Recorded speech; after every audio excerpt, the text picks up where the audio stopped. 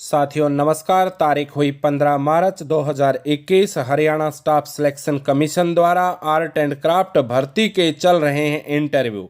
आज के इस सेशन में हम आज जो इंटरव्यू में अभ्यर्थियों से पूछे गए प्रश्न हैं उन प्रश्नों को लेकर आए हैं, ताकि जिनके इंटरव्यू कल हैं, परसों हैं, आगे जिस भी डेट में हैं, उन साथियों को कुछ मदद मिल सके।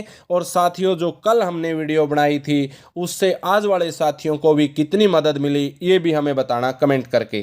तो साथियों, सबसे पहले हम बता देना चाहते हैं कि इंटरव्यू के लिए टोटल 5 कमेटियां बनी हुई हैं।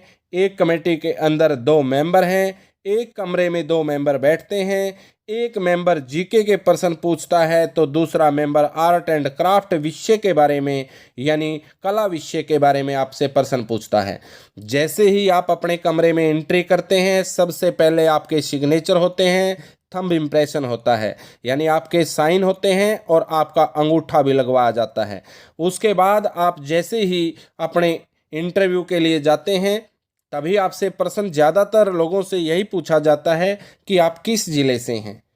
जैसे ही आप ज़िले का नाम बताते हैं तो अपने ज़िले के विषय में पूछ लिया जाता है कि आपके ज़िले में क्या विशेष है।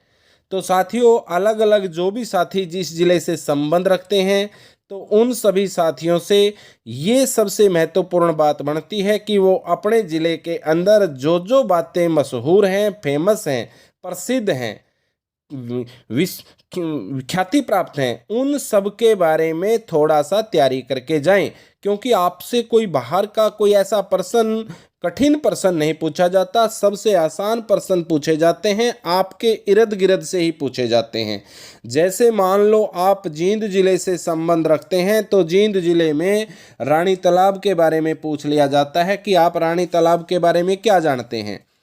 तो हमने पहले भी बताया है कि रानी तालाब जींद रियासत के राजा रघुवीर सिंह ने शिव मंदिर के हरि कैलाश मंदिर या भूतेश्वर मंदिर के नाम से एक मंदिर बनवाया था, और रानी इस तालाब में सुरंग के रास्ते से स्नान और पूजा करने आती थी। इसी कारण से इसे रानी तालाब कहा जाने लगा। और साथियों, इसे शाही परिवार का पुल भी कहा जाता है।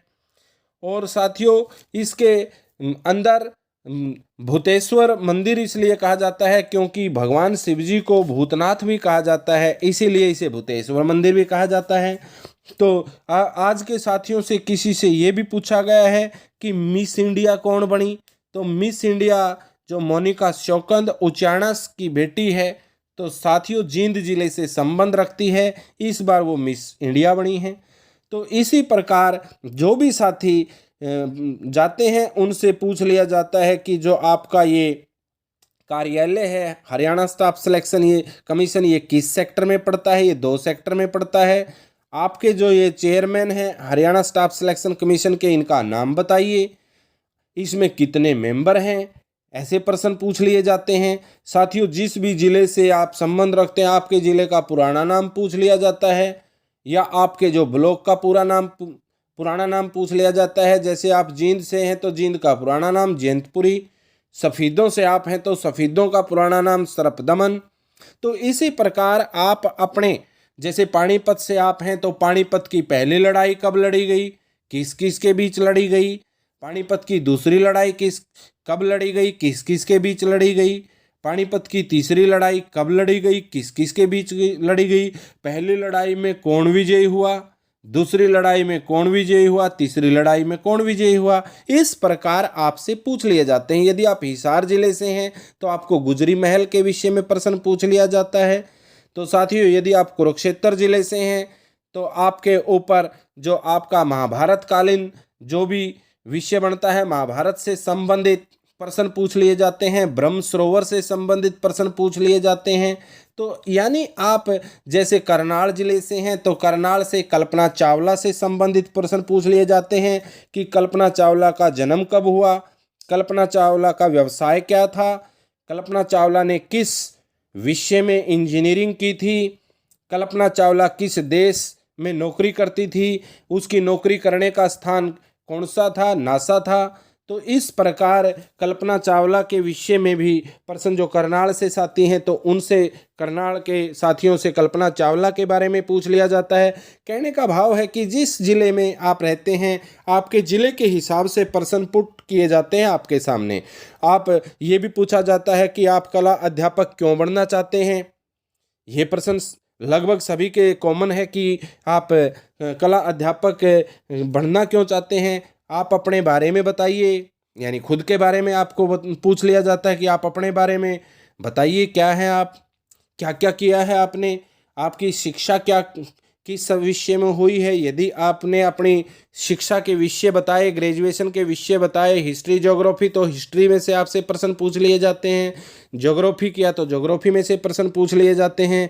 कहने का भाव है कि जैसा आपका बैकग्राउंड है उसी के हिसाब से आपसे प्रश्न पूछ लिए जाते हैं। जिस जिले में आप हैं उस जिले की यूनिवर्सिटी कौन कौन सी हैं, उन यूनिवर्सिटी का नाम बताइए।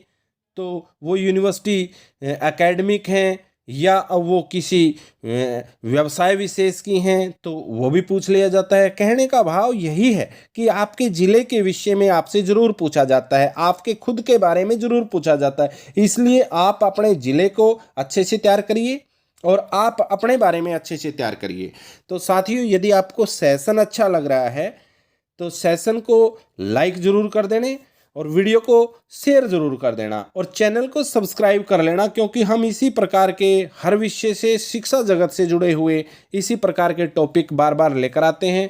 और जैसे ही आपका कल का इंटरव्यू होगा तो उसके बाद भी हम एक सेशन लेकर आएंगे। मुझे उम्मीद है कि पिछले सेशन से भी आपको फ़ायदा हुआ होगा और आज जो ये सेशन सुन रहे हैं इनको आगे आने वाले इंटरव्यूज़ में भी फ़ायदा होगा। सेकेंडली, आपसे आपके आर्ट विषय के बारे में भी प्रश्न पूछे जाते हैं। जो आपका आर्ट एंड क्राफ्ट विषय है, कला विषय है, इसके बारे में भी आपसे प्रश्न पूछे जाते हैं कि आप बताइए कला से तू क्या है। आर्ट एंड क्राफ्ट की वर्कशॉप है जो स्टोन पेंटिंग, कार्ड पेंटिंग, राखी मेकिंग, कार्ड मेकिंग, दिया डेकोरेशन ये प्रोवाइड करवाती है, ये बताती है कला सेतु जो ऐप है। तो साथियों, पूछ लिया जाता है कि आप बनी ठनी जो चित्रकला है उसके बारे में बताइए, तो उससे संबंधित भी आपसे प्रश्न पूछ लिया जाता है। तो उसका सीधा सा जवाब है कि बनी ठनी चित्रकला भारतीय चित्रकला है जो किशनगढ़ चित्रकला से संबंधित है। इसकी रचना मोर ध्वज निहालचंद ने की थी और मोर ध्वज निहालचंद राजा सावंत के दरबार में चित्रकार थे और उन्होंने राजा सावंत की प्रेयसी या उपपत्नी या प्रेमिका के सौंदर्य स्वरूप को चित्रण करने के लिए ही ये चित्र बनाया था और इसको दूसरा नाम सजी धजी भी दिया गया है। और इसका दूसरा एक नाम और भी है, भारत की मोनालिसा भी इसे कहा जाता है। दुनिया का सबसे सुंदर चित्र है मोनालिसा और जिसमें एक युवती का चित्र है। तो साथियों, जिसे लियोनार्दो दा विंची द्वारा बनाया गया है और उसी के समक्ष बनी ठनी को माना गया है और बनी ठनी को मोनालिसा के समक्ष कृपाल सिंह शेखावत ने माना था। तो आपको आपके विषय से संबंधित भी प्रश्न पूछ लिए जाते हैं।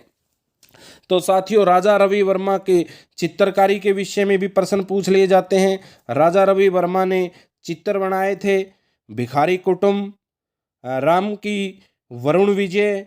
तो इस प्रकार आपके जो साथियों फल लेने जा रही स्त्री, नायर जाति की स्त्री, ये साथियों आपके राजा रवि वर्मा के जो आपके चित्र थे, तो उस प्रकार भी प्रश्न पूछ लिए जाते हैं। तो यानी आपके ड्राइंग विषय से संबंधित प्रश्न पूछ लिए जाते हैं। त्रिभुज क्या होती है, वर्ग क्या होता है, आयत क्या होता है, रंगों के बारे में आपसे पूछ लिया जाता है।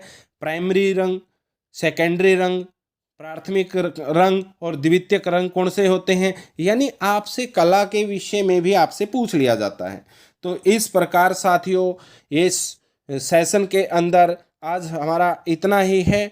जैसे ही आपका कल का सेशन, कल के आपका इंटरव्यू होगा, हम जल्द ही उसके लिए भी सेशन लेकर आएंगे। तो जितना हमने बताया साथियों, यदि आपको ये मज़ा आया, आनंद आया, कुछ ज्ञान प्राप्त हुआ, तो वीडियो को शेयर करना बिल्कुल नहीं भूलना, क्योंकि हम इतनी मेहनत से एक एक बात को निकाल कर लाते हैं।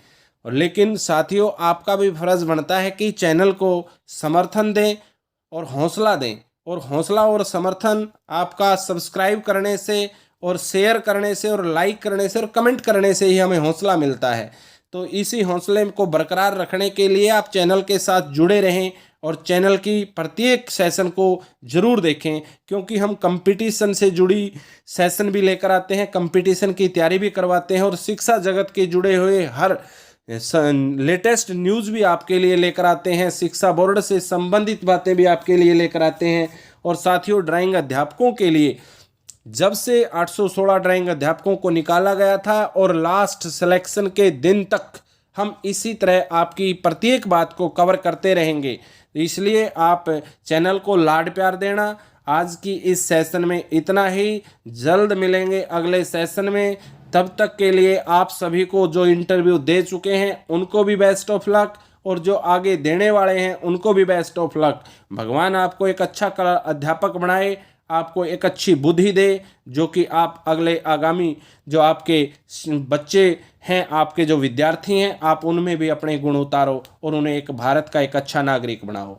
तो साथियों, आज के इस सेशन में दोबारा से आपसे विदा लेने के लिए नमस्कार करते हैं, वंदे मातरम करते हैं। जय हिंद।